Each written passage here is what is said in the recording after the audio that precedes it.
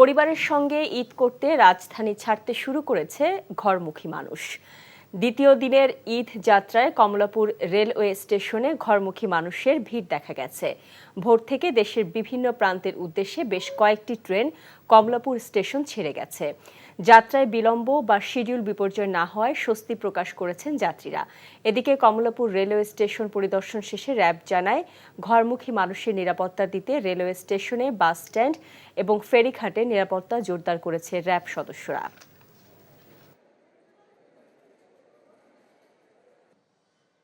যে সকল bus terminal, rail station, launch terminal এবং যে সকল ফেরিঘাট সহ জনসমাগমপূর্ণ যে সকল স্থান রয়েছে সেখানে তাদের নিরাপত্তা জোরদার করেছে।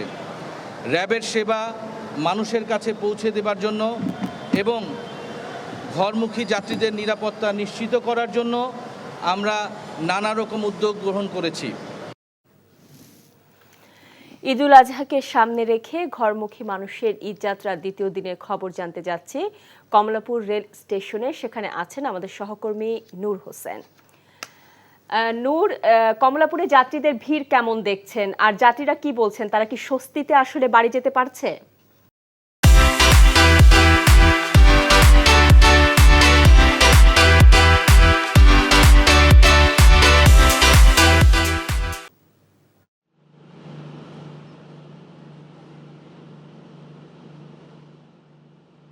শাওন প্রিয়জনের সঙ্গে ঈদ করতে এরই মধ্যে রাজধানী ছাড়তে শুরু করেছে ঘরমুখো মানুষ। আমরা ভোর থেকে কমলাপুর রেল স্টেশনে অবস্থান করছি।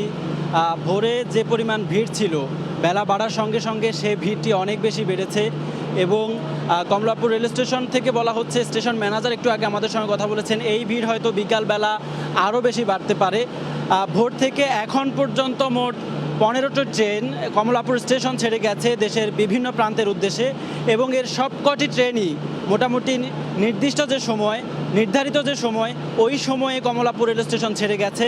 যাত্রীদের সঙ্গে আমরা কথা বলেছি, তারা আমাদেরকে জানিয়েছেন ঈদ যাত্রায় রেগুলার বা সব সময় যে ভোগান্তিটি শিকার তারা হয়, সবসময় যে ভোগান্তিটির মধ্যে পড়তে হয়, স্টেশনে এসে তারা ট্রেনটি এখানে পান না প্ল্যাটফর্মে। এবার এখানে পৌঁছে ট্রেন যে নির্ধারিত সময়, সে সময়ের আগে তারা প্ল্যাটফর্মে ট্রেন পেয়েছেন, তারা তাদের নির্ধারিত আসনটি গ্রহণ করেছেন। তারা স্বস্তির কথা জানিয়েছেন। তারা তাদের পরিবারের সঙ্গে ঈদ করবার জন্যে, প্রিয় মানুষদের সঙ্গে ঈদ করবার জন্যে রাজধানী ছাড়তে শুরু করেছেন এবং এই যে স্বস্তিতে বাড়ি ফিরতে পারা, এইটা তাদের কাছে অনেক বেশি আনন্দের এবং স্বস্তিদায়ক মনে হচ্ছে। কমলাপুর থেকে জানছিলাম মানুষের ঈদ যাত্রার খবর।